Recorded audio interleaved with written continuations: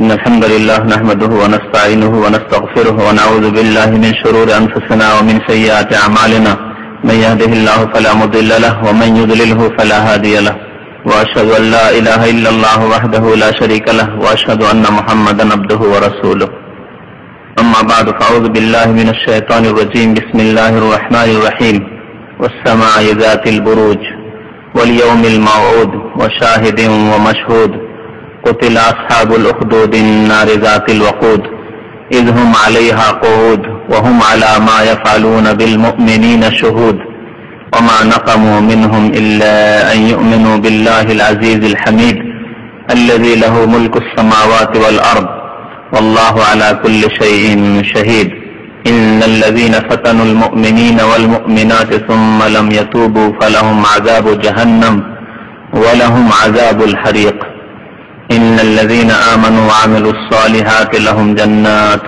تجري من تحتها الأنهار ذلك الفوز الكبير। মহান আল্লাহ সমস্ত প্রশংসা, দরুদ ও সালাম নাযিল হোক প্রিয় নবী মুহাম্মদ রাসূলুল্লাহ সাল্লাল্লাহু আলাইহি ওয়াসাল্লামের উপর। আল্লাহুম্মা সাল্লি আলাইহি আল্লাহুম্মা বারিক আলাইহি। আজকে তাফসীর হবে সূরা আল বুরুজের। এই সূরা মক্কায় অবতীর্ণ, নবী কারীম সাল্লাল্লাহু আলাইহি ওয়াসাল্লামের মক্কি জীবনে। এই সূরা প্রথমে মহান আল্লাহ চারটি জিনিসের শপথ করেছেন।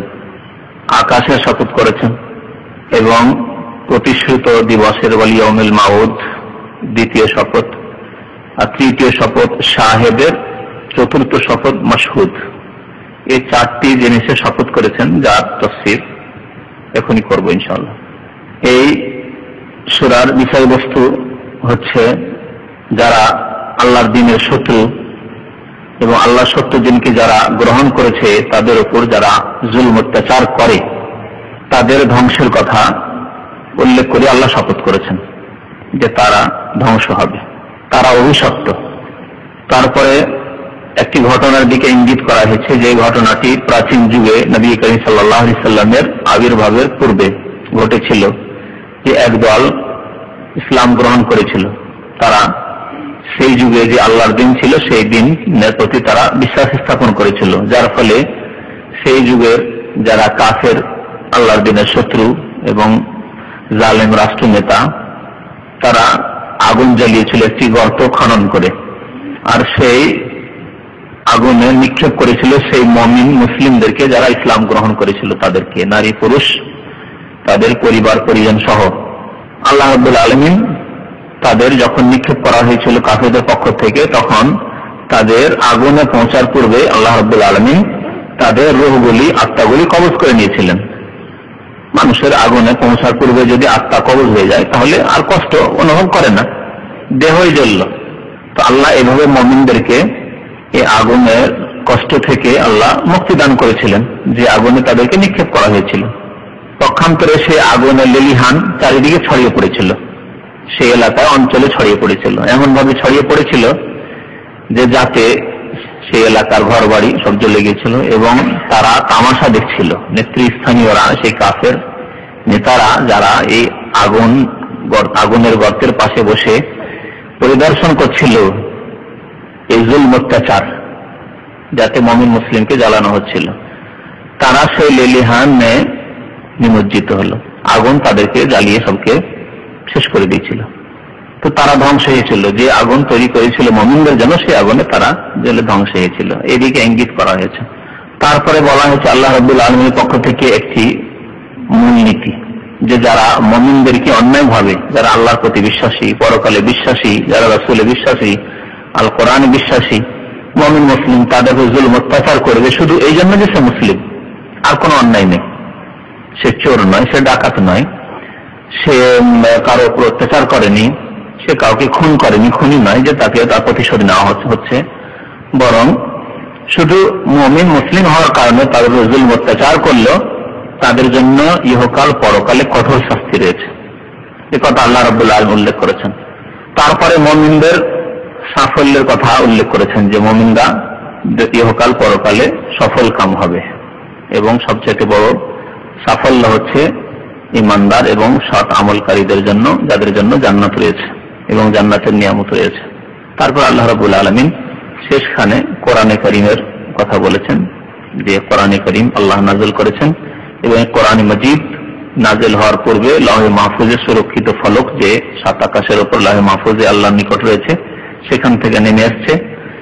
আর তার পূর্বে 2টি জাতি যাদেরকে ধ্বংস করা হয়েছে, একটি ফেরাউনের অনুসারীরা মিশরের, এবং আর একটি সামুদ জাতি। এই 2টি জাতিকে যে আল্লাহ ধ্বংস করেছেন তাদের বৃত্তান্তর দিকে ইঙ্গিত করা হয়েছে। যে নবী সাল্লাল্লাহু আলাইহি ওয়াসাল্লামকে বলা হয়েছে যে তাদের সংবাদ তো তুমি নিশ্চয়ই জানো, যে তাদেরকে কিভাবে আমি ধ্বংস করেছি। এইরকমই যারা আল্লাহর সত্য দিনের বিরোধিতা করবে এবং সত্য দিনের অনুসারী বিরুদ্ধে অত্যাচার করবে, তাদেরকে ওইভাবে ধ্বংস করব যেমন ফেরাউন এবং সামুদ ওদেরকে ধ্বংস করেছে।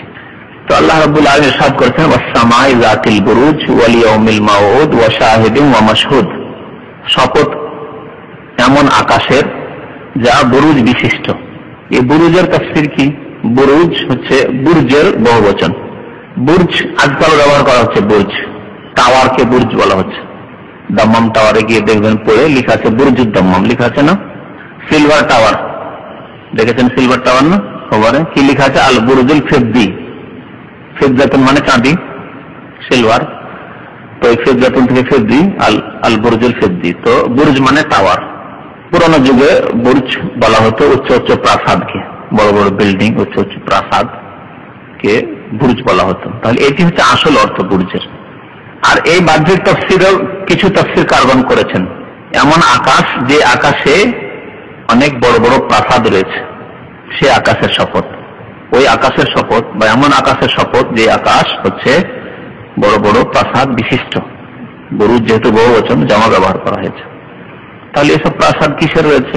তারা বলেছেন যে যেসব ফেরেশতারা এবং প্রহরীরা আকাশে নিজের দায়িত্ব পালনে নিয়োজিত রয়েছেন, বিশেষ বিশেষ তাদেরকে দায়িত্ব দেওয়া হয়েছে, বিভিন্ন দায়িত্ব আকাশে, তাদের প্রাসাদ এখানে বলা হয়েছে, তাদের বাসস্থান যেখানে তারা অবস্থান করে।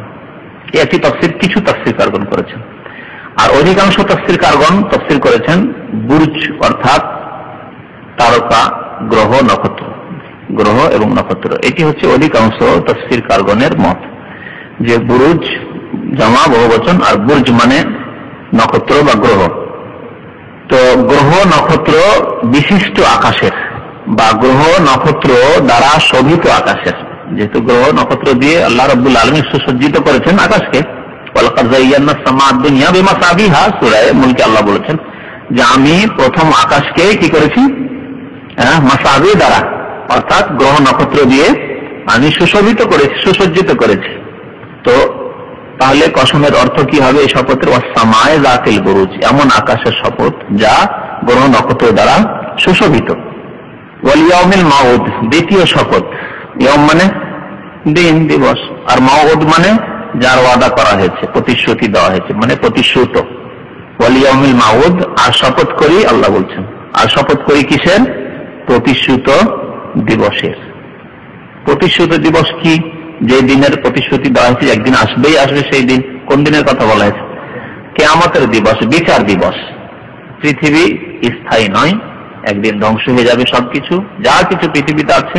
তারপরে আল্লাহ রাব্বুল আলামিন আবার মানুষ জিনকে পুনর্জীবিত করবেন, মাটি থেকে আবার সবাই গজিয়ে উঠবে, যেমন দানা থেকে লতা পাতা গজিয়ে ওঠে। আর তারপর সবাই জীবিত হবে, জীবিত হয়ে বিচার দিবসে উপস্থিত হবে, যেখানে আল্লাহ সবাইকে সমবেত করবেন। তো এটি হচ্ছে প্রতিশ্রুত দিবস, মানে ওই দিনে যাতে করে মুক্তি পাওয়া যেতে পারে তার জন্য পৃথিবী হচ্ছে কর্মক্ষেত্র। এখানে আল্লাহর প্রতি বিশ্বাস করো এবং সৎ আমল করো, এ হচ্ছে কর্ম, সৎকর্ম, যার মাধ্যমে তুমি এই প্রতিশ্রুত দিবসে কিয়ামতে নাজাত পেতে পারবে, মুক্তি পাবে। তাহলে এ হচ্ছে দ্বিতীয় কসম। তাহলে কিয়ামতের দিনের আল্লাহ কসম করলেন, দ্বিতীয় কসম। তৃতীয় হচ্ছে শাহেদ। শাহেদ মানে উপস্থিত হওয়া হয়, আর উপস্থিত যে হয় তাকে শাহেদ বলে। শাহেদা থেকে, শাহেদা মানে হাজির হওয়া, উপস্থিত হওয়া। আর শাহেদা মানে সাক্ষী দেওয়া হয়। তো এর যে প্রসিদ্ধ তাফসীর সেটি হচ্ছে শাহেদ মানে যা উপস্থিত হয়, যেই দিন, এখানে দিন উদ্দেশ্য। প্রতিশ্রুত দিবসের পরে ওই দিনের কথা বলা হয়েছে যেই দিন উপস্থিত হয়। শাহেদ মানে যে উপস্থিত হয়, তাহলে যেই দিন উপস্থিত হয় সেই দিনের শপথ করেছি। এই দিন থেকে উদ্দেশ্য করা হয়েছে জুমার দিনকে। অধিকাংশ তাফসীরকারগণ তাই বলেছেন যে এই শাহেদ থেকে উদ্দেশ্য হচ্ছে জুমার দিন। তাহলে আল্লাহ জুমার দিন ইয়াউমুল জুমআ শপথ করেছেন, যা প্রতি সপ্তাহে উপস্থিত হয় আমাদের সামনে। সপ্তাহ গেলে জুমার দিন আবার চলে আসে। ও শাহেদ ও মাশহুদ, শাহেদ আর মাশহুদ একই ধাতু থেকে। শাহেদ মানে যা উপস্থিত হয়, আর মাশহুদ মানে যাতে কেউ উপস্থিত হয়। ও মাশহুদ যাতে উপস্থিত হওয়া যায়। একটা হচ্ছে ইসিম ফাইল আর একটা হচ্ছে ইসিম মাফউল আরবি গ্রামারে। যেমন ফাইল মানে কর্তা, আর মাফউল মানে যা করা হলো, যা করা হলো, যে করে সে তো কর্তা। হ্যাঁ, যা করা হয়। তো ইসিম ফাইল শাহেদ, যে উপস্থিত হলো, তাই না? ইসিম ফাইল, এই জন্য ফাইল বলে কর্তা। আর মাশহুদ মানে যাহাতে উপস্থিত হওয়া যায়, ইসিম মাফউল যা করা হলো, মানে উপস্থিত হলো আর কি। তো যাতে উপস্থিত হওয়া যায় হচ্ছে মাশহুদ। এরকম দারে বারমাদুর, দারে মানে যে মারলো, হ্যাঁ, কর্তা, মারের কর্তা। আর মাদুর মানে যাকে মারা হলো। এরকম কাতেল ও মাকতুল আরবি গ্রামার যখন জানেন বোঝা খুব সহজ হয়ে যাবে। কাতেল মানে হত্যাকারী, যে হত্যা করলো, মানে কাতালের যে কর্তা, হত্যার কর্তা, হত্যাকারী। আর মাকতুল মানে যাকে হত্যা করা হলো, যার উপর হত্যাটা হলো, মানে যাকে হত্যা করা হলো। তো এখানে আল্লাহ শাহেদ আর মাশহুদ বলেছেন, ইসিম ফাইল ইসিম মাফউল। শাহেদ মানে যা উপস্থিত হয়, তাহলে এর তাফসীর কি বললাম? জুমার দিনের আল্লাহ শপথ করেছেন। মাশহুদ মানে যাতে উপস্থিত হওয়া যায়, মানে যাতে লোকেরা উপস্থিত হয়, সেই দিনের শপথ। এটাও দিন। তাহলে এই কোন দিন? আরাফার দিন না মাশহুদ? শাহেদ হলো জুমার দিন, মাশহুদ তো আলাদা হবে, একই জিনিস কি আর হবে? তাহলে চারটি শপথ কেন বললাম? আর আলাদা শব্দ কেন আল্লাহ বলবেন তাহলে? তো মাশহুদ মানে তাহলে আরাফার দিন। মাশহুদের তাফসীর হচ্ছে আরাফার দিন। তাহলে আল্লাহ কিসের কসম করলেন? ওয়াস-সামা'i যাতিল বুরুজ, যখন শোনো, গ্রহ এবং নক্ষত্র দ্বারা শোভিত আকাশের শপথ, প্রতিষ্ঠিত দিবসের শপথ মানে কিয়ামতের দিনের শপথ, জুমার দিনের শপথ। ওয়া শাহিদ ওয়া মাশহুদ, আরাফার দিনের শপথ। আরাফার দিন কখন হয়? হজের সময়। কোন তারিখে? জিলহজ মাসের 9 তারিখ। 10 তারিখ হচ্ছে ইয়ামুন নাহার। আরাফার ইয়ামে আরাফা হচ্ছে 9 জিলহজ, আর 10 জিলহজ হচ্ছে কোরবানির দিন, ইয়ামুন নাহার, কোরবানির দিন। এই ছিল প্রসিদ্ধ তাফসীর। তবে শাহেদ আর মাশহুদের আরো দু একটি তাফসীর করা হয়েছে, কেউ কেউ তাফসীর করেছেন। যেমন শাহেদের একটি তাফসীর করা হয়েছে যে শাহেদ মানে যে সাক্ষ্যদানকারী, তাই না? আমি আগে বলেছি শাহেদা মানে সাক্ষ্যদান করাও হয়, আর শাহেদা মানে উপস্থিত হওয়া হয়। তো সাক্ষ্যদানকারী, আমাদের আমলের উপর সাক্ষ্যদানকারী কিরামান কাতিবিন ফেরেশতা, তাই না? আমাদের আমলের সাক্ষ্য কে দিয়েছেন? যারা লিখছেন, লেখক বীরেন্দ্র সম্মানিত ফেরেশতা। তো কোন কোন তাফসীরকারগণ তাফসীর করেছেন শাহেদের শপথ মানে কিরামান কাতিবিন, যারা আমল নামা আমাদের লিপিবদ্ধ করছেন, যে সব ফেরেশতা, সেসব ফেরেশতার শপথ। তাহলে শাহেদের দ্বিতীয় তাফসীর হয়ে গেল। এক তাফসীর হলো জুমার দিন, আর দিন থাকলো না। তাহলে দ্বিতীয় তাফসীর হচ্ছে যারা সাক্ষ্য দানকারী, অর্থাৎ কিরামান কাতিবিন ফেরেশতা। আর মাশহুদ মানে যাদের উপর সাক্ষী দেওয়া হয়। ওই যে কাতিল মাকতুল যেমন করে বুঝেছেন, ওভাবে বুঝেন। শাহেদ আর মাশহুদ, শাহেদ মানে সাক্ষ্যদাতা, যে সাক্ষী দিল, আর মাশহুদ মানে যার উপর সাক্ষী দেওয়া হলো। তো কার উপর সাক্ষী দেবেন? কিরামান কাতিবিন কার বিরুদ্ধে সাক্ষী দেবেন বা কার সপক্ষে সাক্ষী দেবেন? মানুষের। তাহলে আদম সন্তান। মাশহুদের তাফসীর হচ্ছে আদম সন্তান। তাহলে আল্লাহ কিসের শপথ করেছেন? কিরামান কাতিবিনের শপথ করেছেন তৃতীয় শপথ। আর চতুর্থ শপথ হচ্ছে আদম সন্তানের, মানে যত আদম সন্তান বানু আদম আসবে, এসছেন, সবার শপথ। আর একটি তাফসীর করা হয়েছে, তৃতীয় তাফসীর। কোরআনে আছে যে আমরা এই উম্মত, শেষ উম্মত, অন্যান্য সমস্ত উম্মতের উপর সাক্ষী দেব, আছে না কোরআনে? সূরা বাকারায় আছে, ওয়া কাযালিকা জাআলনাকুম উম্মাতান ওয়াসাতান লিতাকুনু শুহাদা আলান নাস ওয়া ইয়াকুনা রাসূলু আলাইকুম শাহীদা। এইভাবে তোমাদেরকে মধ্যপন্থী উম্মত আমি করেছি, এই শেষ উম্মতকে আমাদেরকে আল্লাহ সম্বোধন করছেন। লিতাকুনু শুহাদা আলান নাস, তোমরা সমস্ত মানুষের উপর সাক্ষ্যদান করবে। ইহুদি, খ্রিস্টান, ইব্রাহিম আলাইহিস সালামের অনুসারী, নূহ আলাইহিস সালামের অনুসারী বা উম্মত, সমস্ত উম্মতের উপর যারা মেনেছে, মানেনি, এদের সপক্ষে বিপক্ষে, যারা মেনেছে তাদের সপক্ষে হবে সাক্ষী, আর যারা মানে অমান্য করেছে তাদের বিপক্ষে সাক্ষী হবে।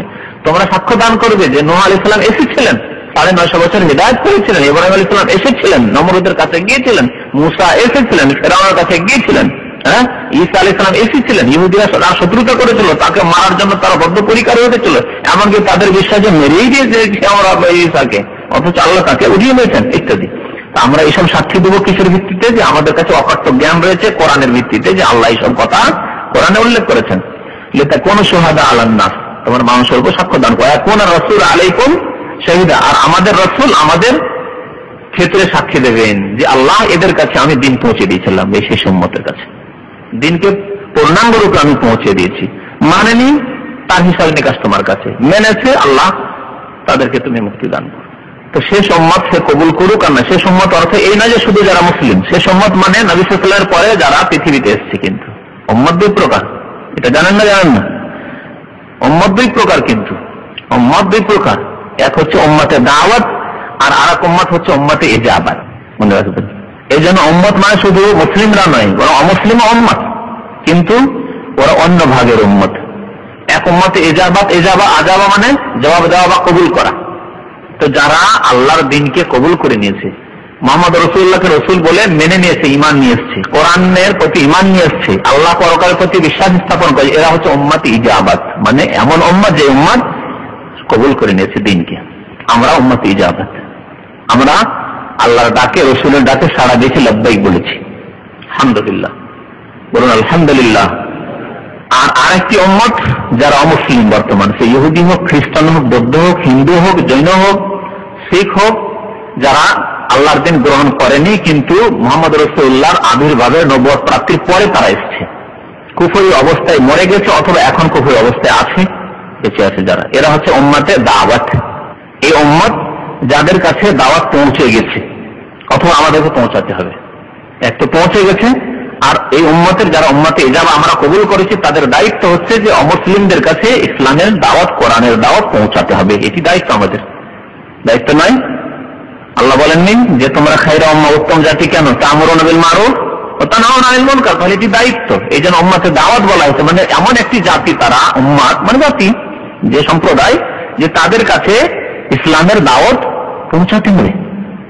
আর এমনিতে পৌঁছে গেছে, তারপরে আমরা পৌঁছিল কি পৌঁছিল না, এই কাজের দায়িত্ব আমাদের দেওয়া হয়েছে, পৌঁছাতে হবে, ঘরে ঘরে পৌঁছাতে হবে, দেশে দেশে পৌঁছাতে হবে। তারাও উম্মত। সুতরাং আল্লাহ রাসূল যে সাক্ষী দেবেন শুধু মুসলিমদের ক্ষেত্রে না, তাহলে কি অমুসলিম হিন্দু, খ্রিস্টান, ইহুদি, নাসারা তাদের বিরুদ্ধে সাক্ষী দেবেন না? তাদের বিরুদ্ধে সাক্ষী হবে যে আল্লাহ না, তাদের কাছে দিন আমি পৌঁছে দিয়েছিলাম, আবু জাহাল, আবু লাহাব তাদের কাছে পৌঁছে দিয়েছিলাম, অমান্য করেছে, তারা মানেনি। এই যুগের যারা অমুসলিম কাফের রয়েছে, যে কোনো যুগের যারা কাফের, আল্লাহ নবীর পরে যত কাফের বিধর্মী হয়ে মারা যাবে, তাদের বিরুদ্ধে সাক্ষী হবে নবী কারীম সাল্লাল্লাহু আলাইহি ওয়াসাল্লাম, আল্লাহ আমি তো পৌঁছে দিয়েছিলাম, তারা অমান্য করেছে, মানেনি, কোরআন চর্চা করেনি, কোরআনের কাছেও যায়নি তারা। আর যারা মেনে নিয়েছেন এবং বাস্তবায়ন করেছে, তাদের সপক্ষে সাক্ষী হবে আল্লাহ, এরা আমার উম্মত, এরা মেনে নিয়েছে, উম্মতে ইজাবাত, এই দাওয়াতে সারা দিতে লব্বাইক বলেছে। যারা পাপিষ্ঠ, গুনাহগার আর বিদাতি, যারা নবীর আদর্শ ছাড়া অন্যদের আদর্শকে পালন করেছে, বিদাতপন্থী যারা, যাদের বিভিন্ন তরিকত রয়েছে, হ্যাঁ, তো তাদের সম্পর্কে আল্লাহ রাসূলের সাক্ষী হবে যে আল্লাহ, এরা আমার দোহাই পেড়ে মুসলিমের নাম দিয়ে, ইসলামের নাম দিয়ে এরা অন্য তরিকা অবলম্বন, অন্য আদর্শ অবলম্বন করেছে, তাহলে তাদের বিরুদ্ধে সাক্ষী হবে আল্লাহ, মুসলিম হওয়া সত্ত্বেও এরা পাপ করেছে। ওয়া ইয়াকুনা রাসূলু আলাইকুম শাহীদা, রাসূল তোমাদের উপর সাক্ষ্যদান করবেন, শহীদ হবে। তাহলে শাহেদ মানে সাক্ষ্যদাতা, তাহলে এই উম্মত। আর আমরা সাক্ষী দেব কাদের উপর? অন্যান্য সমস্ত উম্মতের উপর, তাই না? যত নবী এসেছেন এবং যত জাতি এসেছে, সেসব জাতির উপরে আমরা সাক্ষী, জাতির ক্ষেত্রে আমরা সাক্ষ্য দান করবো। তাহলে শাহেদ মানে এই উম্মত, আর মাশহুদ মানে অন্যান্য উম্মত, বিগত উম্মতগণ। বিগত উম্মত অনেক রয়েছে, তার মধ্যে উল্লেখযোগ্য হচ্ছে ইহুদি, খ্রিস্টান এবং পৌত্তলিক। বিশেষ করে আল্লাহ প্রদত্ত দিন যারা অনুসারী ছিল, যে দিনগুলি আল্লাহ রহিত করে দিয়েছেন, তারা ইহুদি, নাসারা, আহলি কিতাব। এবং আর একটি জাতি হচ্ছে পৌত্তলিক, সে পৌত্তলিক আগুনের পূজারী হোক আর পুতুলের পূজারী হোক, যারা মুশরিক। আল্লাহ রাব্বুল আলামিন এই জন্য কোরআনে কাফেরদেরকে 3 ভাগে ভাগ করেছেন, বরং 4 ভাগ বলতে পারি। তো এক হচ্ছে আহলি কিতাব, আবার 2 ভাগে, তাহলে 4 ভাগ হয়ে যায়। আহলি কিতাব 2 ভাগ, ইহুদি এবং খ্রিস্টান। আর আরেক ভাগকে আল্লাহ মুশরিকিন বলেছেন। মুশরিক মানে যারা বহুত্ববাদী, আল্লাহ এক আল্লাহর ইবাদত না করে অনেক দেবী দেবতার পূজা করে, সূর্য চন্দ্রের পূজা অথবা গাছের পূজা, নদী নালার পূজা, পাহাড় পর্বতের পূজা ইত্যাদি, পুতুল পূজা মুশরিকেরা। আর আরেকটি দলকে আল্লাহ মুনাফিক বলেছেন। কোরআনে যতগুলি আল্লাহর শত্রু, আল্লাহর দ্বীনের শত্রু, আল্লাহ দ্রোহী, তারাকে এইভাবে ভাগ করা হয়েছে: আহলে কিতাব ইহুদি খ্রিস্টান এবং মুশরিক পৌত্তলিক আর মুনাফিক। আর আরেকটি দল যারা আল্লাহর বান্দা, তাদেরকে আল্লাহ মুমিনুন বলেছেন। কাদ আফলাহাল মুমিনুন, ইন্নামাল মুমিনুনা আল্লাযীনা, তাই না? মুমিনুন তাদেরকে বলেছেন। ওয়ালা তামুতুন্না ইল্লা ওয়া আনতুম মুসলিমুন, তাহলে মুমিনুন অথবা মুসলিমুন তাদেরকে বলছেন। তাহলে কয়টি তাফসীর জানেন শাহিদ আর মাশহুদের? একটি হচ্ছে শাহিদ হচ্ছে জুমার দিন বলেন, মাশহুদ হচ্ছে আরাফার দিন। দ্বিতীয় হচ্ছে শাহিদ হচ্ছে সাক্ষীদাতা কিরামান কাতিবিন ফেরেশতা, আর মাশহুদ হচ্ছে আদম সন্তান যাদের আমলনামা লিখছেন। আর তৃতীয় তাফসীর হচ্ছে শাহিদ এই উম্মত আমরা, আর মাশহুদ হলো অন্যান্য বিগত উম্মত যাদের উপর আমরা সাক্ষী দেব। ওয়া শাহিদ ও মাশহুদ। তারপর আল্লাহ বলেছেন কুতিলা আসহাবুল উখদুদ। আল্লাহ কসম যে করেন কোন কথাকে অকাট্যভাবে বর্ণনা করার জন্য। তো কোন কথাটি এখানে অকাট্যভাবে বর্ণনা করার জন্য আল্লাহ কসম করেছেন? কোন কোন তাফসীর কারগণ বলেছেন ওই কথাটি উজ্জ্ব আছে, এখানে স্পষ্ট নেই। তারা বলেছেন যে এখানে একটা বাক্য আছে যেটি উজ্জ্ব আছে, তা হচ্ছে যেহেতু আয়াতগুলি বা এই সূরা বুরুজ হচ্ছে মক্কি সূরা, আর মক্কায় আকীদার সংস্কার করা হয়, সংশোধন করা হয়েছে। আকীদা মানে মৌলিক বিশ্বাসের, যেহেতু মুশরিক পৌত্তলিক ছিল, তাদের আকীদা ইসলামিক ধারণা সঠিক দিতে হবে তাদের কাছে, তাই না? আর আকীদার 6টি জিনিসের মধ্যে গুরুত্বপূর্ণ প্রথম হচ্ছে তাওহীদ, রিসালাত আর আখিরাত। তাওহীদ, রিসালাত ও আখিরাত সবই গুরুত্বপূর্ণ, কিন্তু বিশেষভাবে এই তিনটিকে বারবার করে রিপিট করা হয়েছে কোরআনে কারীমে। তাওহীদ আল্লাহর একত্ববাদ, আর রাসূলের প্রতি বিশ্বাস, রিসালাত, আখিরাত ও পরকালে বিশ্বাস। তো পরকালের বিশ্বাসের কথাটি এখানে এক বাক্যে উজ্জ্ব রয়েছে। আসলে কি আছে? তাফসীর কারণ লাতু বাসুন্না, এই 4টি জিনিসের শপথ করে আল্লাহ বলছেন, আমি এই 4টি জিনিসের শপথ করে বলছি যে অবশ্যই তোমাদেরকে পুনরুত্থান করা হবে, তোমাদেরকে পুনরুত্থিত করা হবে, তোমাদের পুনরুত্থান হবে, মানে আবার তোমাদেরকে জীবিত করা হবে, তোমাদের হিসাব নিকাশ হবে। তাহলে পরকালের কথা বলা হলো এখানে। এই কথাটি অনেক তাফসীর কারগণ এখানে বলেছেন যে উজ্জ্ব রয়েছে, আর কোরআনে অনেক জায়গায় এরকম রয়েছে সংক্ষেপে। আর কেউ কেউ বলেছেন যে শপথ করার পরে এই ঘটনার সত্যতার ওপর গুরুত্ব আরোপ করা উদ্দেশ্য, যে ঘটনাটি ঘটিয়েছিল আল্লাহর দ্বীনের শত্রুরা, যারা মুমিনদেরকে আগুনে নিক্ষেপ করেছিল গর্ত খনন করে আগুন জ্বালিয়ে। তাহলে তা উজ্জ্ব নেই, তাহলে স্পষ্ট রয়েছে কি তারপরে বাক্য শাহিদ ও মাশহুদের পরে কুতিলা আসহাবুল উখদুদ। এখানে কুতিলা মানে কাতালা মানে তো হত্যা হওয়া, আর কুতিলা মানে হত্যা করা হলো মজহুর, যেটাকে ইংলিশ গ্রামারে বলে প্যাসিভ, যার কর্তা অস্পষ্ট থাকে। তো কুতিলা মানে এখানে হত্যা করা, এখানে অভিশপ্ত হওয়া, যে হত্যা হয় অভিশপ্ত। তো কুতিলা আসহাবুল উখদুদ, অভিশপ্ত কারা? আসহাবুল উখদুদ, গর্তওয়ালারা বা গর্তের অধিপতিরা। আসহাব সাহেবের বহুবচন, আসহাব মানে ওয়ালা বা অধিপতি, আর উখদুদ মানে গর্ত। গর্তের অধিপতিরা বা গর্তওয়ালারা, যারা গর্ত খনন করেছিল, অর্থাৎ ওই কাফের জালেম নেতারা, তারা কি হোক? ধ্বংস হোক, বা তারা অভিশপ্ত। আর অভিশাপ মানে জানেন আল্লাহর রহমত থেকে বঞ্চিত। আন্নারে জাতিল ওকুদ, তারা এই গর্তে কি করেছিল?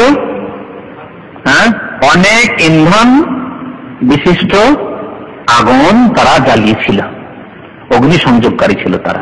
আসহাবুল উখদুদ যারা গর্তের মালিক, তারা অনেক ইন্ধন বিশিষ্ট অগ্নি সংযোগকারী ছিল। ওকুদ মানে ইন্ধন, আর নার মানে আগুন। ওকুদ হান্নাস ওয়াল হিজারা, জাহান্নামের আগুনের ক্ষেত্রে আল্লাহ বলে জাহান্নামের ইন্ধন কি হবে? ওকুদ, ইন্ধন হবে মানুষ এবং পাথর, জ্বালানি।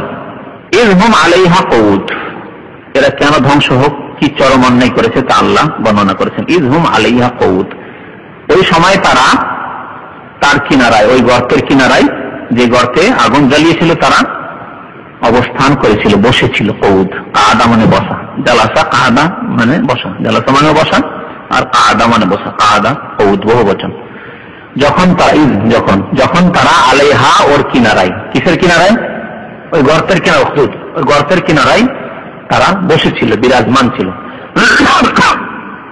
কি জন্য বিরাজমান ছিল? ওয়াহুম আলা মা ইয়াফআলুনা বিল মুমিনিনা শুহুদ, তারা যে মুমিনদের সাথে যে নির্যাতন করছিল তা তারা প্রত্যক্ষ করছিল। শহুদ, যে শাহাদা মানে উপস্থিত হওয়া এবং চোখে দেখা, শহুদ তারা প্রত্যক্ষ করছিল, দেখছিল তামাশা, যে কেমন মজা লাগছে। আমাদের দেবী দেবতা ছেড়ে দিলে, দুর্গা সরস্বতী ছেড়ে দিলে, মা কালীকে ছেড়ে দিলে, আমাদের চন্দ্র পূজা সূর্য পূজা ছেড়ে দিলে, গঙ্গা পূজা ছেড়ে দিলে, সুতরাং তোমাদের এই শাস্তি। আমাদের গির্জা ছেড়ে দিলে, সুতরাং এই শাস্তি। ওয়াহুম আলা মা ইয়াফআলুনা বিল মুমিনিন, ওরা যা কিছু করছিল মুমিনদের সাথে তা তারা কি করছিল? প্রত্যক্ষ করছিল, তামাশা দেখছিল। আল্লাহ বলছেন যে এরা কোনো অপরাধী ছিল না, এরা মুমিন চোর ডাকাত ছিল না, এরা খুনি ছিল না। ওমা নাকামু মিনহুম, এরা তাদের কোনো ক্ষতি করেন না। কামা মানে ক্ষতি করে, এরা তাদের কোনো ক্ষতি করেন।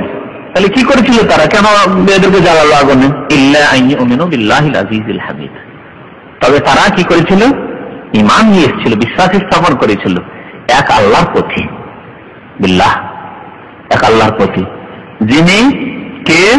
আল আজিজ, পরাক্রান্ত, পরাক্রান্ত, যার ক্ষমতা অসীম, আজিজ সর্বজয়ী যিনি, আল হামিদ, এবং যিনি প্রশংসিত, প্রশংসিত। তাহলে আল্লাহ রাব্বুল আলামিন মুমিনদের পক্ষ থেকে প্রশংসিত এবং সত্যিকার প্রশংসার আর সত্তা তিনি হামিদ। আর আজিজ, তাকে কেউ হারাতে পারেন, তাকে কেউ পরাজিত করতে পারেন। কাফের, আল্লাহর শত্রু, মুমিনদেরকে জ্বালিয়ে দিতে পারে ক্ষণিকের জন্য, কিন্তু আল্লাহকে পরাস্ত করতে পারেন। সুতরাং আল্লাহ রাব্বুল আলামিন আজিজ, সর্বজয়, আল্লাহ পরাক্রান্ত, তার প্রতি ঈমান নিয়ে এসেছে। তাহলে আল্লাহকে ছেড়ে দেবেন সেই জালেমদেরকে? আল্লাহ প্রতিশোধ নিয়েছে।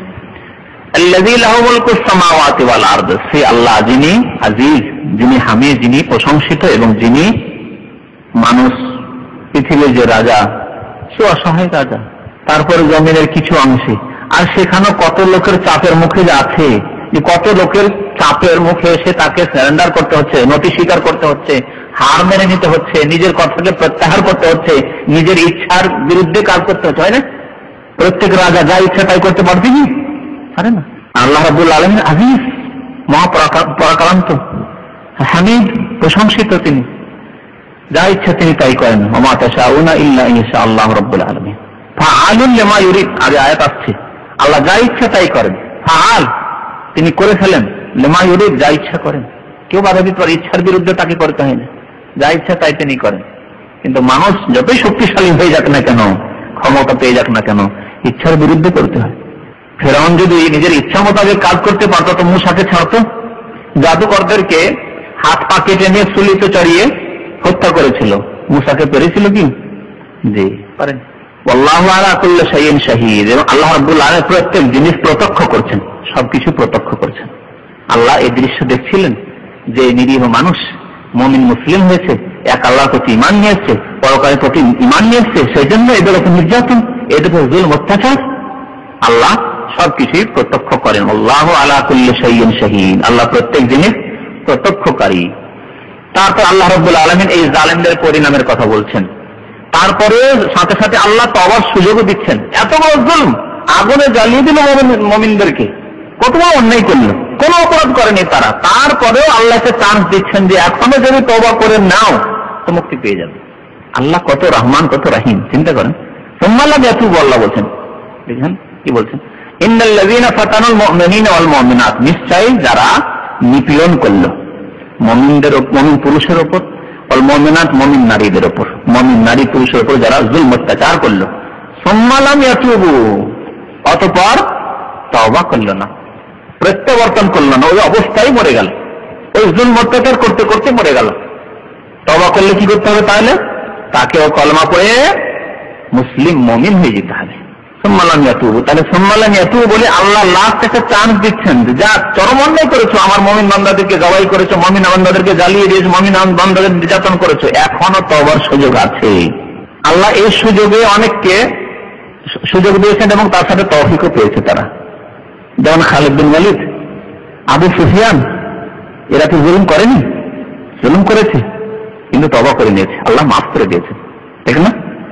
আবু সুফিয়ান আর খালিদ বিন ওয়ালিদ ওহদের নেতৃত্বে যেখানে ক্ষতিগ্রস্ত হতে হয়েছে মুসলমানদেরকে, আবু সুফিয়ান শেষ পর্যন্ত মেয়ে চলে এসছে আল্লাহ রসুলের ঘরে।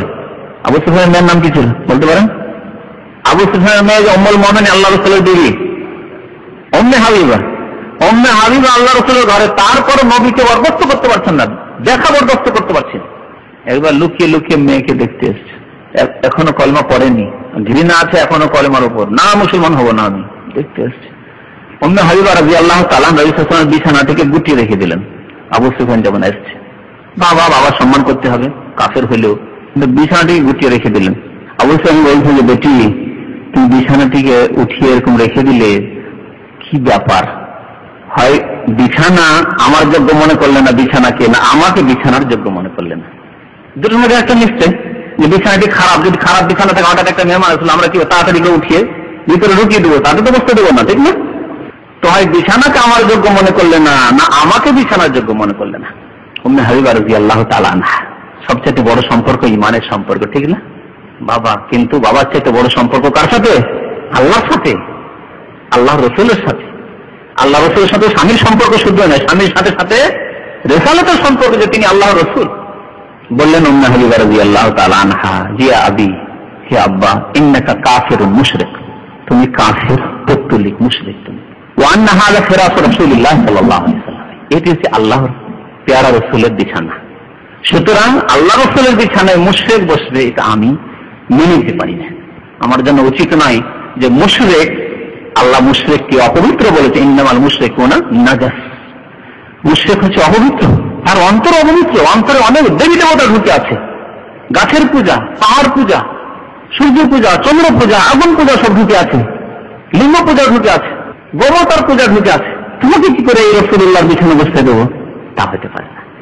তাই বলে, হ্যাঁ তাই বলছি আপনাকে, দেখা করে চলে গেল।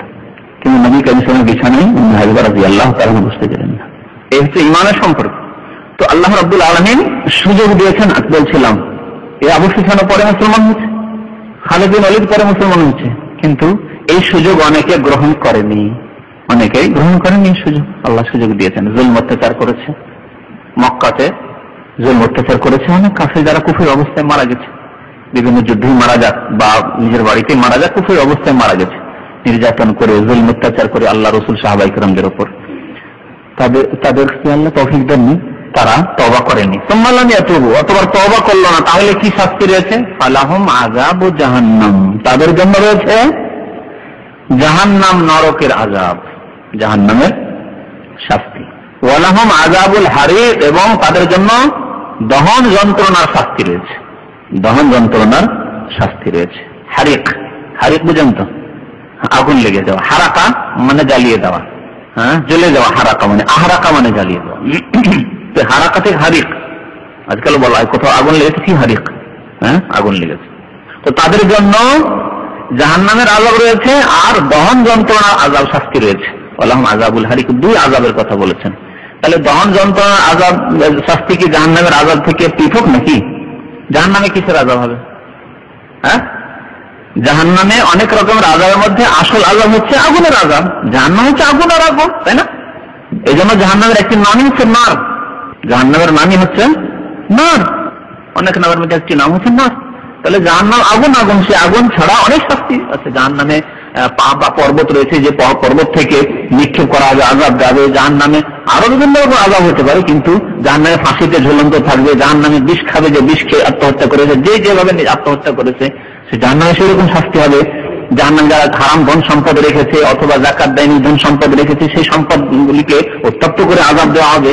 কিন্তু আসল আযাব হচ্ছে জাহান্নামে আগুনের আযাব, আগুনের শাস্তি। তাহলে আল্লাহ কি রিপিট করলেন না আযাবুল হারিকটি অন্য আযাব? সেটি এটি হচ্ছে পার্থিব আযাব। ফালাহুম আযাবু জাহান্নাম, এটি হচ্ছে পরলৌকিক আযাবের কথা আল্লাহ বলেছেন। যারা মুমিনদেরকে কি করলো? ইন্নাল্লাযীনা ফাতানুল মুমিনিনা ওয়াল মুমিনাত, মুমিনদের উপর জুলম অত্যাচার করলো, নিপীড়ন করলো। সুম্মা লাম ইয়াতুবু, অতঃপর তওবাও করলো না, ওই অবস্থায় মরে গেল। ফালাহুম আযাবু জাহান্নাম, তাদের জন্য একটি শাস্তি হচ্ছে পরলৌকিক শাস্তি, জাহান্নামের শাস্তি, জাহান্নামেও রয়েছে আগুন। ওয়ালাহুম আযাবুল হারিক, আর তাদের জন্য পৃথিবীতেও রয়েছে দহন যন্ত্রণার শাস্তি। এই দহন যন্ত্রণার শাস্তি ওই ঘটনাকে লক্ষ্য করে বলা হয়েছে। এই যে ঘটনাটি, গর্ত খনন করে তাতে জ্বালানি খড়ি দিয়ে আগুন জ্বালিয়েছিল তারা, আর সেই আগুনে মুমিনদেরকে নিক্ষেপ করেছিল, তখন কি বলেছি যে আল্লাহ রাব্বুল আলামিন তাদের রূহকে আগুনে পৌঁছার আগে কবজ করে নিলেন। পক্ষান্তরে সেই আগুনের লেলিহান চারিদিকে এমন ছড়িয়ে পড়লো যে আশেপাশে যে বসে যারা তামাশা দেখছে সবাই তাতে জ্বলে শেষ হয়ে গেল। ওয়ালাহুম আযাবুল হারিক বলে এই শাস্তির দিকে ইঙ্গিত করা হয়েছে। মুসলিম শরীফে একটি ঘটনা রয়েছে, এই ঘটনার সাথে তার সম্পর্ক, যে যাদেরকে যেসব মুমিন মুমিনাত নারী পুরুষকে জ্বালানো হয়েছিল নির্যাতন করে, তাদের মধ্যে এক মহিলা ছিলেন, সেই মহিলা মুমিনা, তার কোলে একটি শিশু ছিল, দুধপানকারী শিশু ছিল। ইতোষিত করেছে সে আগুনে নিক্ষিপ্ত হতে। আদেশ করা হচ্ছে সব আগুনে ঝাঁপ দাও, তোমরা যখন আমাদের ধর্ম বাপদাদার ধর্ম ছেড়ে দিয়েছে আগুনে ঝাঁপ দাও, নাহলে তোমাদের উপানে সবকে জবাই করবো। আগুনে সবকে ধাক্কা দিয়ে নিক্ষেপ করা হচ্ছে। সে মহিলা ওই শিশুর জন্য, শিশুর মায়া যে আমি না হয় জ্বলে যাবো কিন্তু শিশুটিও জ্বলবে, শিশুর জন্য চিন্তা করছে, ইতোষিত করছে। তখন সেই শিশুর মুখ ফুটে গেল, বাকশক্তি খুলে গেল। নবী কারীম সাল্লাল্লাহু আলাইহি ওয়াসাল্লাম বলেছেন যে তিনটি, আর কোন কোন হাদিসের আরেকটির কথা, এই চারটি শিশু বাল্যকালে কথা বলেছে। তার মধ্যে একটি হচ্ছে এই ঘটনা। সেই শিশু বলতে লাগলো, ইয়া উম্মা, হে আম্মা, ইন্নাকি আলাল হক, তুমি সত্যের উপর রয়েছে, সত্যের উপর রয়েছে, সুতরাং তুমি আগুনে নিজেকে নিক্ষেপ করো, অসুবিধা নেই, তোমার জন্য এই আগুনে কি হয়ে যাবে, জান্নাত হয়ে যাবে। আগুনে নিক্ষেপ হওয়াই তোমার জান্নাতে যাওয়ার উপায় হয়ে যাবে। ইন্নাকি আলাল হক, সুতরাং তুমি আমাকে নিয়ে ঝাঁপ দিয়ে দাও আগুনে, চিন্তা করো না। তো আল্লাহ রাব্বুল আলামিন বলছেন যে তাদের জন্য এই দুনিয়ার দহন যন্ত্রণা মানে আগুনেরও আযাব রয়েছে এবং জাহান্নামেরও আযাব রয়েছে। পক্ষান্তরে মুমিনদের জন্য ইন্নাল্লাযীনা আমানু ওয়া আমিলুস সালিহাত, নিশ্চয় যারা বিশ্বাস করেছে। শুধু বিশ্বাস যথেষ্ট? আল্লাহ কোন জায়গায় শুধু ঈমানের কথা বলে আল্লাহ বলেন না যে জান্নাত দিয়ে দেওয়া হবে। যে বিশ্বাস করে যে পরকাল হবে, বিশ্বাস করে যে আল্লাহ এক, বিশ্বাস করে যে রসুল সত্য, আমাদের রসুল, বিশ্বাস করে যে কোরআন আল্লাহর সত্য কিতাব, ব্যাস। আর নামাজ নেই, রোজা নেই, হজ নেই, যাকাত নেই, গুনাহ থেকে বেঁচে থাকা নেই, সমস্ত পাপ করতে থাকে আর মুক্তি, এরকম কোন কথা কোরআনে আছে কি? কোথাও পাবেন না খুঁজে। তাহলে নামধারী মুসলমান হয়ে মুক্তি পাওয়া যাবে না, কামধারী মুসলমান হতে হবে, কাজে মুসলমান হইতে হবে। তাই আল্লাহ যত আয়াত আছে দেখবেন ইমানের কথা, ওখানে রয়েছে আরেকটি কথা, ওয়া আমিলুস সালিহাত। দেখেন এখানে ইন্নাল্লাযীনা আমানু, নিশ্চয় যারা ঈমান নিয়ে আসলে বিশ্বাস স্থাপন করলো, ওয়া আমিলুস সালিহাত, কয়টি জিনিস বিশ্বাস করতে হবে? ছয়টি হচ্ছে ঈমানের স্তম্ভ। ওয়া আমিলুস সালিহাত, অতঃপর কি করলো? সৎ কর্মগুলি করলো। আল্লাহ একটি কাজের কথা শুধু বলেননি, যেহেতু নামাজ পড়ে মুক্তি পেয়ে যাবেন। আবার কিছু লোকের নামাজ পড়ে না কিন্তু মাতা পিতার মাশাআল্লাহ যাকে বলে সেবা করে, নামাজ রোজা নেই কিন্তু ছোট ছোট ভাইকে নিজের ছেলের মতো একবারে ক্লাস 1 থেকে নিয়ে একবার BA পাস করে একবার চাকরি করে দিল, কাউকে বেকার রাখলো না। ভালো কাজ তো কিছু করলো, একটি কাজ করে মুক্তি পাবে না? মুক্তি পাবে না। আল্লাহ সালেহাত বলেছেন, কোন জায়গায় সালে এক বচন বলা হয়নি, বহু বচন ব্যবহার। সালেহের জামা হচ্ছে সালেহাত, যারা ভালো কাজগুলি করলো। তাহলে ভালো কাজ শুধু একটি নয়, ভালো কাজগুলি করলো, যেই কাজগুলি আল্লাহ ভালো বলেছেন, তার রসুল ভালো বলেছেন, সেগুলি ভালো কাজ। এবং যে সব কাজগুলিকে আল্লাহ এবং রসুল খারাপ বলেন সেগুলি থেকে বেঁচে থাকা ভালো কাজ। দুটোই করতে হবে, নেগেটিভ পজিটিভ দুটোই লাগবে। যেমন ভালো কাজ করতে হবে তেমন খারাপ কাজ থেকে বেঁচে থাকাও ফরজ। সুতরাং পাপের কাজ থেকে বেঁচে থাকতে হবে। ইন্নাল্লাযীনা আমানু ওয়া আমিলুস সালিহাত, নিশ্চয় যারা ঈমান নিয়ে আসলো এবং সৎ কর্মগুলি করলো, তাদের জন্য কি রয়েছে? লাহুম জান্নাত, তাদের জন্য জান্নাত রয়েছে। জান্নাত কাল্লা বহু বচন, জান্নাতুল জামা হচ্ছে জান্নাত, বহু বচন। অনেক বাগান রয়েছে, অসংখ্য বাগান রয়েছে। জান্নাত মানে আসলে বাগান, কিন্তু সেই জান্নাত, যে জান্নাত আখিরাতে জান্নাত হবে, সেই জান্নাত অনেক উদ্যান রয়েছে, বাগান রয়েছে। তাই আল্লাহ জান্নাত বলেছেন। তাজরি মিন তাহতিহা নাহার, যেই জান্নাতের নিম্ন দেশ দিয়ে ঝর্ণা সমূহ, নহর সমূহ প্রবাহিত হবে। খলখল করে যখন ঝর্ণা বইবে কত সুন্দর লাগে দৃশ্য। সেই দৃশ্য রাজাদের বাড়িতেই হয়তো থাকে, আমরা তো চোখে দেখিনি। কিন্তু যদি একটা কল্পনা, সামান্য একটা মানে প্রাথমিক পর্যায়ে বলা যেতে পারে, না হলে তো জান্নাতের নিয়ামতের কল্পনা করা যায় না। যেমন নবী করিম সাল্লাল্লাহু আলাইহি ওয়াসাল্লাম বলেছেন যে সে কথা বলে বর্ণনা করা যেতে পারে না, এবং মানুষ কল্পনাও করতে পারে অতদূর পর্যন্ত এসব নিয়ামত জান্নাতে রয়েছে। আর না কোনো চোখে দেখেছে না কানে শুনেছে। মালা আইনুন রাত ওয়ালা উযুন সামিআত ওয়ালা খাতারা আলা কলবি বাশার, নবী করিম সাল্লাল্লাহু আলাইহি ওয়াসাল্লামের হাদিস আছে। জান্নাতে এমন নিয়ামত রয়েছে না কোনো চোখে দেখেছে, ওয়ালা উযুন সামিআত, না কোনো কানে শুনেছে এরকম বিস্তারিত কথা, যে নিয়ামত আল্লাহর রয়েছে। ওয়ালা খাতারা আলা কলবি বাশার, না কোনো মানুষের অন্তরে তার কল্পনা হয়েছে, কল্পনার বাইরে। তাজরি মিন তাহতিহাল আনহার, কিন্তু নিম্ন দেশে ঝর্ণা সমূহ প্রবাহিত থাকবে। যালিকাল ফৌজুল কবির, আর এটি হচ্ছে মহা সাফল্য। ফৌজ আল কবির, মহা সাফল্য। এটি এর চাইতে বড় সাফল্য আর কিছু হতে পারে না। মহা সাফল্য হচ্ছে জান্নাতে পৌঁছে যাওয়া ঈমান এবং সৎ কাজের মাধ্যমে।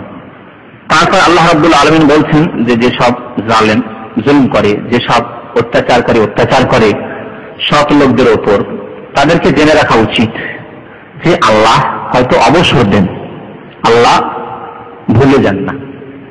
এমন না যে আল্লাহ ভুলে গেছেন অমুক জালেমকে, বরং আল্লাহ অবসর দেন। আরবিতে একটি কথা আছে ইমহাল, মানে অবসর দেওয়া। সূরা তারাকে পড়েছেন না, আমহিলহুম রুয়াইদা, কিছু কালের জন্য অবসর। আমহিল ওখান থেকে ইমহাল, মানে আল্লাহ অবসর দেন। আর আরেকটি হচ্ছে ইমহাল না বলে হাকে সামনে আগে করে ইহমাল। ইহমাল মানে ছেড়ে দেওয়া, আল্লাহ ছেড়ে দেন, যে চিরকাল অত্যাচার করতে থাকবেন আর আল্লাহ ধরলেন না, গাফিল হয়ে গেলেন, ছেড়েই দিলেন না, তো ইহমাল করেন না, আল্লাহ ইমহাল করেন, আল্লাহ অবসর দেন। হতে পারে সংশোধন করতে পারে, যাচ্ছে যা কতদূর এর দৌড় যাচ্ছে, দেখি কতদূর অত্যাচার করে, করুক, দেখছি। তো আল্লাহ বলছেন ইন্না বাতশা রাব্বিকা লাশাদীদ, হে নবী, নবীকে সম্বোধন করে বলা হয়েছে নিশ্চয়ই তোমার পালনকর্তার পকড়াও, বাতশ মানে জবরদস্ত ভাবে কাউকে ধরে নেওয়া, তোমার রবের পকড়াও লাশাদীদ অত্যন্ত শক্ত, অত্যন্ত কঠোর। যখন আল্লাহ ধরে নেবেন অত্যন্ত কঠোর আল্লাহ ধরে নেওয়া। ইন্নাহু হুয়া ইউবদিউ ওয়া ইউঈদ, আর নিঃসন্দেহে তিনি আল্লাহ ইউবদিউ প্রথমবার সৃষ্টি করেন, ওয়া ইউঈদ এবং পুনরায় সৃষ্টি করবেন। প্রথমবারও আল্লাহ সৃষ্টি করেছেন এবং করেন মানুষকে বা যে কোনো জীবকে, আবার পুনরায় যখন আল্লাহ জীবিত করবেন কিয়ামতের হিসাব নিকাশের জন্য, তাও আল্লাহই করবেন। ওয়া ইউঈদ ওয়া হুয়াল গাফুরুল ওয়াদুদ, এবং সেই আল্লাহ অতি মার্জনাকারী, ক্ষমাশীল, গফুর। আল ওয়াদুদ এবং প্রেমময় তিনি। ওয়াদুদ, ওয়াদ্দা, ওয়াদ্দা মানে ভালোবাসা। এই ওয়াদুদ শব্দটি আল্লাহর নাম, আল্লাহর নাম। বিবাহ শাদীর ক্ষেত্রে নবী কারীম সাল্লাল্লাহু আলাইহি ওয়াসাল্লাম তাজাওয়াজুল ওয়াদুদ আল ওয়ালুদ, তোমরা বিয়ে করো এমন স্ত্রী দেখে যে বেশি সন্তান দিতে পারে, আল ওয়ালুদ ওয়ালাদা থেকে, যে বেশি সন্তান দিতে পারে, আল ওয়াদুদ এবং বেশি ভালোবাসা দান করতে পারে। কেমন করে বুঝবেন? বিয়ে করতে যাচ্ছেন, প্রয়োজন দেবেন, কেমন করে বুঝবেন যে বেশি সন্তান দিতে পারবে না, আর এ বেশি ভালোবাসতে পারবে না? কেমন করে বুঝবেন? হ্যাঁ, দুটি কুল দেখতে হবে। হ্যাঁ, মা খালাকে দেখলে মায়ের কুল বোঝা যাবে, আর ফুফুদেরকে দেখলে, বাবাকে ফুফুকে দেখলে বোঝা যাবে। দুই কুলেরই প্রভাব তার উপর পড়বে। যদি বাবা ফুফু এরা মুত্তাকি পরেজগার হয়, তাহলে ভালোবাসা দেবে স্বামীকে, একদম ভেজাল ভালোবাসা। ওই রকম যদি মা খালার কুল ভালো হয়, স্বামীর আনুগত্যকারী যদি হয় ওর মা খালা, তাহলে সে ওই রকম ভালোবাসা দেবে মা খালার মতো। তাদের কাছ থেকে শিখেছে যে কেমন করে স্বামীর শ্রদ্ধা করতে হয়, স্বামীর সেবা করতে হয়, স্বামীর খেদমত করতে হয়। আর যখন ওর মাই ওকে বেহায়া বেপরদা, ওর মায়ে কিছুই মনে করে ওর স্বামীকে, তাহলে কি আর শ্রদ্ধা দেবে তার মেয়ে? ওই তো শিখেছে, ওর মাকে বলতে শুনেছে, ওর বাবাকে মায়ের অন্যায় কথাবার্তা, চোখ নেই তোমার, হুঁশ নেই তোমার, বুদ্ধি নেই, এইভাবে কিছু মহিলারা স্বামীকে সম্বোধন করেন। যদি এইরকম তার মা খালা হয়, তো কি ভালোবাসা করার দিক দেবে আপনাকে, ঠিক না? তাহলে এগুলো দেখে বিয়ে করতে হবে, তাহলে ভালোবাসা পাবে না। আর ওয়ালুদ, বাচ্চার ক্ষেত্রে বেশি বাচ্চা দিতে পারবে কিনা? আমি দেখি বেশি তো বাচ্চা নেব না, তাই দেখি হ্যাঁ আমার শ্বশুরের দুটোই আছে, তো ওইরকম দেখে বিয়ে করতে হবে না, মোটেই না। আমার শ্বশুরের মাত্র এক চিনি জমি যাবে, সব আমার কাছে চলে আসে, এই দেখি তো অনেকেই বিয়ে করে। আরে ছেলে নেই, ছেলে থাকলে তো সব নিয়ে যেত, ছেলে নেই, দুটো মেয়ে, সবকিছু আমরাই দুজন পাবো, তাই আমার স্ত্রী পাবে আর আমার ওই শালি পাবে, তো কাজ হয়ে গেছে। এইরকম দেখে বিয়ে করলে হবে না। তো নিয়তে এখানে ডিফেক্ট আছে, রোগ এইখানে আপনার নিয়তে খারাপ। দুনিয়ার জন্য আপনি স্ত্রীকে বিয়ে করেননি, আপনি বিয়ে করেছেন জমি জায়গাকে, বাগানকে, টাকা পয়সাকে, ব্যাংক ব্যালেন্সকে, ঠিক না? আর রাসূল বলেছেন আল ওয়ালুদ, বেশি বেশি সন্তান দেখে বিয়ে করলে। আমার শ্বশুরের 10টি ছেলে মেয়ে, 15টি ছেলে মেয়ে, এরকম দেখে বিয়ে করেন, অবশ্যই ওর একটা প্রভাব আছে। নবী কারীম বলেছেন যে বাবা মা এই দুদিকেই তো মানুষ যায়, যে হ্যাঁ ট্যাবলেট খাওয়া আছে, হ্যাঁ, তো ওই রকম পরিবেশে যাবেন না, ওর মেয়েও যে তার ট্যাবলেট খাওয়া হবে, বরং মেয়েকে শিখিয়ে পাঠাবে যে দেখো দেখো বাচ্চা নেবে না, তুমি সাবধান, হয়তো বিদায় করার সময় ট্যাবলেট বড়ি বেঁধে দিয়ে পড়াবে। আছে, এরকম আছে। সতর্ক করে যে তোমার বয়স এখন 18 বছর, বিয়ে দিয়ে দিলাম, বাচ্চা নিতে হবে না 4-5 বছর, জামাই বললেও তুমি বাচ্চা নিবে না, এসব শিখিয়ে পাঠায়। তো এরকম পরিবেশে আপনার জন্য বিয়ে করা উচিত নাই। কেন ওই পরিবারে বিয়ে করবেন আপনি? আম যদি খেতে চান আর মরুভূমিতে আমের গাছ লাগান, তো আম কি আর হবে? আম খেতে চাইলে যে জমিতে আম হয় সেই জমিতে আম লাগাতে হবে। সে রাজ্জাক, তার ইমানই নেই।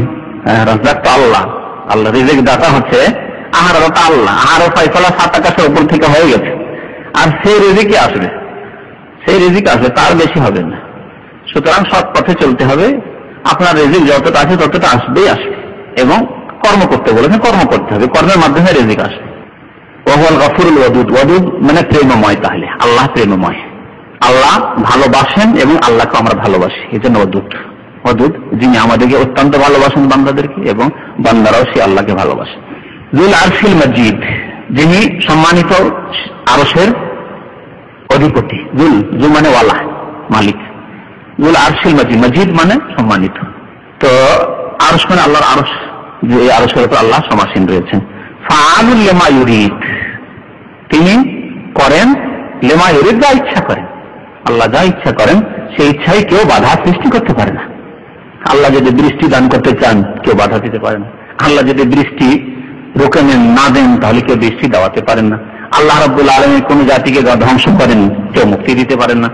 ফাআলুল লিমা ইউরিদ, আল্লাহ যা ইচ্ছা তাই করেন। হাল আতাকা হাদিসুল জুনুদ, তারপরে আল্লাহ রাব্বুল আলামিন নবীকে সম্বোধন করে বলছেন যে তুমি জানো কি সেনাবাহিনীর বৃত্তান্ত? সেনাবাহিনীর বৃত্তান্ত কি তোমার কাছে পৌঁছেছে? হাল আতাকা হাদিসুল জুনুদ মানে এ সম্পর্কে কি ঘটনা তোমার কাছে বর্ণনা করেছি? কিছু বর্ণনা করা হয়েছে, ফেরাউনের ঘটনা, সামুদের ঘটনা বর্ণনা করা হয়েছে আল্লাহ রাসূল সাল্লাল্লাহু আলাইহি ওয়াসাল্লামকে। তো সেইগুলিকে স্মরণ করে দিচ্ছেন আল্লাহ রাব্বুল এখানে সংক্ষেপে, যে তোমার কাছে সেনাবাহিনীর বৃত্তান্ত, হাদিস, হাদিস মানে কথা, তাদের কথা, ইতিবৃত্ত পৌঁছেছে। তারা কারা? তাহলে সেনার মালিক কারা ছিল? ফেরাউন এবং সামুদ। সামুদ জাতি অত্যন্ত শক্তিশালী জাতি ছিল, এবং ফেরাউনের কাছে বড় শক্তিশালী সেনাবাহিনী ছিল। তাদের কথা কি শুনেছে যে তাদের কি হয়েছিল? এত শক্তিশালী সেনাবাহিনী থাকা সত্ত্বেও তারা মুক্তি লাভ করতে পারেনি, তারা আল্লাহর আযাব থেকে বাঁচতে পারেনি, বরং তাদের সৈন্য সামন্ত সহ তারা ধ্বংস হয়েছে। বালিল্লাযীনা কাফারু ফি তাকযীব, বরং কাফেরদের অবস্থা হচ্ছে যে সর্বদা তারা মিথ্যা আরোপে লিপ্ত, মিথ্যায় লিপ্ত, মিথ্যা মনে করে। সত্য কথা বললে মিথ্যা মনে করে, আল্লাহর কথা বললে মিথ্যা মনে করে, পরকালের কথা বললে মিথ্যা মনে করে, কোরআনকে মানব রচিত মনে করে বা কোরআনকে মিথ্যা মনে করে, কোরআনের বিধানকে বা কোরআনের ভবিষ্যৎ সংবাদকে, পরকাল রয়েছে, পরকালের জন্য পৃথিবী কর্মক্ষেত্র কর্ম করে, সবকে মিথ্যা মনে করে। আল্লাহু মিন ওয়ারাইহিম মুহীত, অথচ আল্লাহ তাদেরকে চারিদিক থেকে পরিবেষ্টন করে রয়েছেন। ওয়ারা মানে আসলে পিছন হয়, কিন্তু পেছন মানে চারিদিক থেকে, আল্লাহ চারিদিক থেকে তাদেরকে পরিবেষ্টন করে রয়েছেন। সুতরাং কাফের মিথ্যা করে কত দূর আর যাবে, তার দৌড় আর কত দূর যাবে? আল্লাহ চারিদিক থেকে তাদেরকে ঘিরে রয়েছেন। মহিত হেতা করা মানে ঘিরে নেওয়া, পরিবেষ্টন করা। বালহুয়া কোরআনুম মাজিদ, বরং মনে রাখো যে এই আল্লাহর কিতাব হচ্ছে সম্মানিত কোরআন, কোরআন মাজিদ। আমরা কোরআন মাজিদ বলি, কোরআন, আল্লাহ কোরআনকে মাজিদের গুণে ভূষিত করেছেন। কোরআন হচ্ছে সম্মানিত বাণী আল্লাহ রাব্বুল আলামিনের, কোরআন মাজিদ, যা লিপিবদ্ধ ছিল কোথায় বা এসেছে? ফি লাউহিম মাহফুজ, লাউহে মাহফুজে ছিল, সুরক্ষিত ফলকে। লাউহুন মানে ফলক, আর মাহফুজ মানে সুরক্ষিত। কিরকম সুরক্ষিত? যেখানে কোনো শয়তান পৌঁছতে পারে না, যেখানে কোনো জিন পৌঁছতে পারে না। জিন শয়তান যদি সেখানে পৌঁছে যেত, তো অনেক ভবিষ্যতের কথা নবী আসার আগে তারা প্রচার করে দিত, মোহাম্মদ কি বলছে ওগুলো তো আমরাও জানি, তাই না? পৌঁছিতে আকাশে, তো 7 আকাশের উপরে যেখানে লৌহ মাহফুজ, সেখানে তো পৌঁছতে পারেই না কোনো জিন শয়তান বা কোনো মানুষ। কিন্তু ওহী যখন আসতো, সূরা জিনের তাফসীরে রয়েছে, ওহী যখন আসতো এত কঠোর পাহারার সাথে এবং সুরক্ষিত ভাবে, যে সে ওহী থেকে কোনো অংশ যাতে করে জানতে না পারে জিন শয়তান, না হলে এসে গণকদের কানে কানে কুটুর কুটুর করে বলে দিবি, আরে জানো আজকে কি ভবিষ্যৎবাণী করা হয়েছে, ফিরআউনের ঘটনা, সামুদের ঘটনা, অমুক ঘটনা, অমুক ভবিষ্যৎবাণী, মুসা খেজুরের ঘটনা মুহাম্মদ সাল্লাল্লাহু আলাইহি ওয়াসাল্লামের কাছে আসছে। তার আগেই গণকরা জেনে যায়। তো গণকরা যদি আগেই জেনে যায়, তাহলে মুহাম্মদ সাল্লাল্লাহু আলাইহি ওয়াসাল্লামের রিসালাতের বৈশিষ্ট্য থাকবে। কাফেররা বলে তোমার কি বৈশিষ্ট্য, তো গণকরা বলতে পারে, তুমি যা বলছো তা তো ওরাও বলছে, তাই না? সেজন্য আল্লাহ এই হিকমতের কারণে যখন ওহী আসতো আকাশ থেকে নবী সাল্লাল্লাহু আলাইহি ওয়াসাল্লামের কাছে, আকাশ থেকে একেবারে নবী সাল্লাল্লাহু আলাইহি ওয়াসাল্লাম পর্যন্ত কঠোর পাহারার মাধ্যমে সেই ওহী আসতো, যে কথা সূরা জিনে বলা হয়েছে। যখনই তারা কিছু শোনার জন্য যাওয়ার চেষ্টা করত, ওয়াজাদনাহা মুলিআত হারাসান শাদীদান ওয়া শুহুবা, আল্লাহ বলেছেন। হারাসান, হারাস মানে কি জানেন? পাহারা। আর শাদীদ শুধু পাহারা না, কঠোর শক্ত পাহারা দিয়ে আল্লাহ রাব্বুল আলামিন পরিপূর্ণ করে দিয়েছিলেন এই আকাশকে, আকাশ থেকে জমিন পর্যন্ত। অশোভা, আর তার সাথে সাথে উল্কাপিণ্ড। যখন কাছে যাওয়ার চেষ্টা করতো কিছু নেওয়ার জন্য, সেখান থেকে জানার জন্য, শয়তান তখন উল্কাপিণ্ড দিয়ে তাদের উপর আঘাত করা হতো। মুলিআত হারাসান শাদীদান ওয়া শুহুবা ফি লাওহিল মাহফুজ। তো তাফসীর সূরা বুরুজ শেষ হয়ে গেছে। আল্লাহ রাব্বুল আলামিন আমাদেরকে কোরআন বোঝার এবং তার প্রতি আমল করার জন্য তৌফিক দান করেন, তার প্রতি সত্যিকার ঈমান আনার জন্য তৌফিক দান করেন। আল্লাহ রাব্বুল আলামিন কোরআনের হক আদায় করার জন্য তৌফিক দান করেন। কোরআনের বাস্তবায়নের মাধ্যমে আমাদেরকে দুনিয়া এবং আখিরাতে যেন সুখী করেন। আমিন। সাল্লাল্লাহু আলা নবিয়িনা মুহাম্মদ ওয়া আলা আলিহি ওয়া সাহবিহি আজমাইন।